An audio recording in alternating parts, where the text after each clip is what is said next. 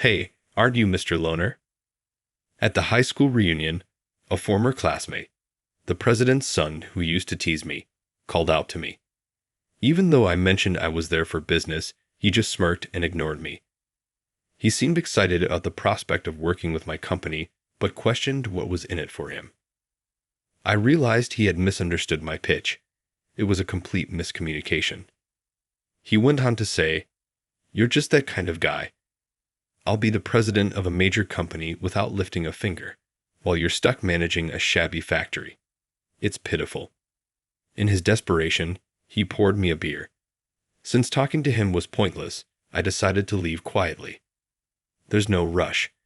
He'll soon understand who I am and regret his actions. My name is John Smith, and I recently turned 50. One day, an invitation to my high school reunion arrived. Seeing it, I couldn't help but grimace. My high school memories aren't great. My classmates often mocked my family's work. We've run a metalworking factory since my grandfather's time, using old equipment. My grandfather and father worked hard in greasy overalls, and I've always admired their dedication and skill. Despite my pride in their work, those classmates isolated me. I thought about skipping the reunion, but there was someone I wanted to talk to who would be there. So, despite my hesitation, I decided to attend. On the day of the reunion, I heard excited voices from the venue. Amid the crowd, I spotted a familiar face. He had aged, but there was no mistaking it. Tom Anderson. "Tom, is that watch you're wearing from overseas?" One classmate asked, eyeing Tom's flashy, luxurious watch. Yeah, it was cheaper than buying in the States. About $115,000. But this model isn't available there. I got it through a special client's quota, Tom replied nonchalantly. Impressive, someone said. It's nothing special, Tom continued, but the view from the top-tier hotel at night was extraordinary. You can't get that kind of experience in the States. He was boasting about his extravagant trip abroad. He tried to act nonchalant, but the smugness was clearly visible on his lean face, as if he couldn't wait to boast about it. Incidentally, being on the shorter side and wearing a watch with heavy and ornate decorations honestly made his stature appear even more meager. The people around him probably noticed this too. However, the classmates flocking around him kept praising him, saying things like, "You're the best," and "We are just in a different league, aren't we?" Without a hint of sincerity, I could tell it was totally heartless flattery. But Tom, with a pleased expression, responded, "You guys always flatter me too much," seemingly enjoying the adulation. I sighed as I saw the ridiculous exchange.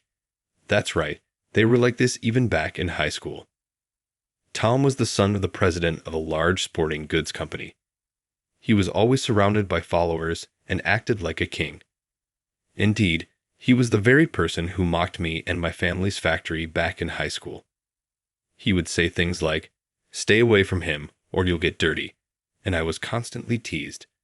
Since no one could resist Tom, the president of a big company, I spent my high school days alone without any friends. Decades have passed, and while their appearances have aged, it seems their behavior and mentality have not changed at all. I was just looking at them from the side, feeling nothing but disdain. Then, at a break in the conversation, Tom suddenly looked my way. Recognizing who I was, he smirked self-deprecatingly, like a predator finding its prey. Tom slowly approached me. The grin that lifted the corners of his mouth was the same one I remembered from the past. "Well, if it isn't lonely, John," he said with a smirk. "I'm surprised you showed up at the reunion. Being such a loner, you got a strong mind, huh?" He intentionally said such things in a loud voice that echoed around us. Tom, giving me a thoroughly condescending look, snorted as if mocking me. "Don't try to show off to everyone by wearing such an exaggerated outfit. That's a fancy foreign brand suit. It must be a rental, but sadly, it doesn't suit you." While saying this, Tom exaggeratedly shrugged his shoulders and sneered, prompting a ripple of smirks among the crowd. "By the way, you must have taken over that grubby little factory." Oh, I remember your grandpa and dad always worked hard in their dirty clothes, sweating away. Even their faces were covered in grime, yet they casually talked to me, which was annoying. Tom exaggerated his gestures for emphasis. I was irritated by his malicious tone of voice, but considering the crowd and the situation, I refrained from arguing and instead took a deep breath and spoke calmly. Actually, I came here today to talk business with you. Can you spare some time? Indeed, my purpose in attending this reunion was to talk with him. However, upon hearing my proposal, Tom burst out laughing again. What's that supposed to mean? Are you serious? What the hell does such a rundown factory have to talk about with my big company? Tom laughed loudly, clutching his stomach. People around him frowned at his loudness, but he continued to ridicule, still laughing. Come on, don't you think you're barking up the wrong tree? Haha, sure, you'd be thrilled to deal with a company like ours, but what's in it for us? His words made me realize Tom seemed to have misunderstood that I was making a sales pitch. It was a total mismatch with what I had intended to say in such a public setting. However, Tom, taking my silence as a convenience for himself, looked down on me with a smirk and spat out, "Hey, it's no nerve. And now you're silent." Well, that's just your level. I'm going to be the president of a big company without doing anything, while someone like you, burdened with that rundown factory, is just pitifully desperate. With that declaration, Tom burst into laughter once again. But seeing him like that, I finally understood. He hasn't been told anything of the major decisions of the company. Tom called me pitiful, but from my point of view, he was far more to be pitied. To reach this age and not realize he had been completely dismissed with a "you don't need to know anything" line is quite something. Anyway, talking further seemed like a waste of time. I decided to give him a piece of advice.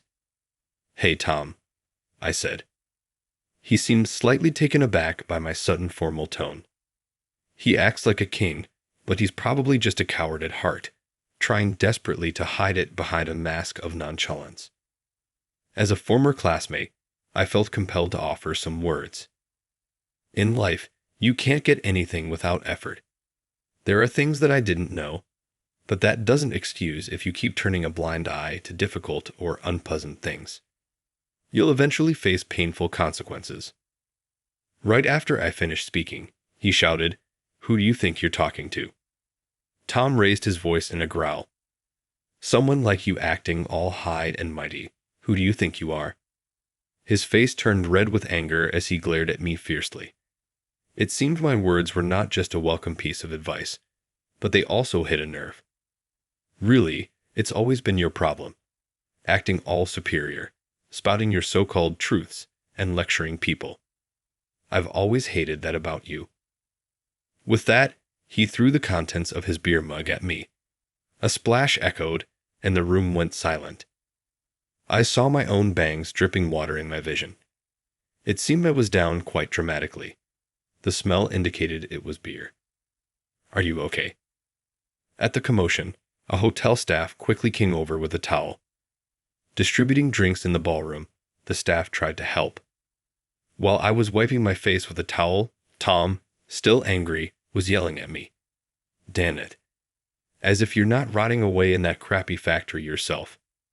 The nerve of a nobody like you lecturing me, the future president of a major company, is just unbelievable." As he said this, Tom stomped on the ground like a child. The hotel staff were earnestly trying to calm him down. I guess it's best for me to leave now to defuse the situation. Feeling like an outsider, I thanked the staff who had shown concern and quietly left the scene. A few days passed. That day, I was at a company for a business meeting. I was led into an impressive reception room. There sat the president of the company and Tom, whom I had seen since the reunion. Tom was surprised when I showed up, but his father, the president, quickly stood up and greeted me. "Thank you for coming today." Tom looked even more astonished, staring at his father beside him. Yes, I was visiting the headquarters of the company run by Tom's father with my pleasure. I smoothly responded to the president's formal greeting and sat on the sofa. As we exchanged a few words of small talk, Tom watched us, looking as if he couldn't believe what he was seeing. Eventually, unable to bear being left out, Tom quietly asked his father beside him, "Hey, today's meeting is with the president of that famous golf club manufacturer, right?" The president looked at Tom with a puzzled expression, as if to say, "What about it?" "That's right. The person here is the president of the golf club manufacturer. You know him from school, right, Tom? He was your classmate, John Smith. Weren't you guys in the same class?" Tom's mouth fell open in shock. "Huh. Is he the president?" "That's exactly how it was," I replied. "Indeed, my family's factory was involved not just in manufacturing industrial goods, but also in making the metal parts for golf clubs. Golf clubs are delicate, with even slight changes in the metal's weight or processing affecting the play. This fine-tuning is challenging even for skilled craftsmen. However, my grandfather's, and then my father's, factory was renowned for its high-quality craftsmanship, often personally requested by famous golfers. Knowing this, I always wanted to spread our exceptional skills to the world. Initially, I considered following in my father's footsteps as a craftsman. Unfortunately, I've always been clumsy and lacked the talent to succeed like my grandfather or father. So, I explored what I could do and eventually proposed launching a new golf club brand. Later, I became the president of a new company, and over the decades, we have stabilized at a high performance level, receiving orders from both domestic and international clients, with some items booked up to 3 years in advance. Tom seemed shocked at first to learn I was the president of a well-known company, but his desire to see himself as superior led him to a significant misunderstanding. "Well, John Smith is the president, huh?" he said, staring at me rudely. Then, with a sly grin, he added, "Oh, I get it. Maybe you want our company to handle your golf clubs." "What?" However, after his son blurted out such a nonsensical statement with apparent pride, it was the president's turn to be taken aback. The president stared at his son for a moment, trying to understand the meaning of the words he had just spoken. Then, with almost a push, he grabbed his son by the collar and made him apologize to me. I knew you were foolish, but not to this extent. What an impudent way to talk. Who do you think you're speaking to? Apologize right now." "Oh, how that hurts." Tom squirmed as if protesting his father's harshness. "What the heck? Isn't he here asking us for something? Dad, you two, why are you so humble to such an insignificant person? After all, this is John Smith." At that moment, the president turned deathly pale. Then, more to himself than to his puzzled son, he began to mutter under his breath as if speaking to himself. "Listen, you may not know this, but this man is going to be the future president of our company." "What?" At those words, dropped quietly in the luxurious reception room, Tom blinked rapidly, taken aback. "No way. He's going to be the president of this company." Tom, who must have believed he would effortlessly inherit the president position, looked utterly baffled, as if hearing a foreign language. Meanwhile, with his son still failing to grasp the situation, the president, filled with resignation, began to speak in a halting manner. "You might not know this, but our company's performance has been deteriorating for years, and we're at a point where recovery is unlikely. However, John saved us from near bankruptcy. His company is acquiring ours," the president told his son, emphasizing each word as if to make him fully understand. "They offered us a deal where the management resigns, but all the employees can stay. Such a deal can't be." Tom seemed to finally comprehend the situation after his father's explanation. Momentarily speechless, I watched the scene, shaking my head in disbelief. Truly, he had no idea about the dire situation his father's company was in. Or rather, he probably chose not to know. His father, seeing no growth in him since high school, had long since given up on him in silence. As proof, the president, leaving his stunned son aside, apologized to me again. Really, I am deeply sorry for my son's rude behavior. I heard there was a high school reunion recently, and he mentioned meeting John there. So, I thought, yes, indeed we did meet. Then I recalled, offering a thin, rice smile, that we had met, but the circumstances were quite regrettable. Nothing substantial was communicated, and even if we had the chance to talk then, Tom wouldn't have believed anything I said. From my reaction, the president seemed to sense something. He looked at his son with dismay, anger, and sadness in his eyes. "You are really something," he said. But at that look, Tom started to rant as if he was outraged. "I'm not at fault.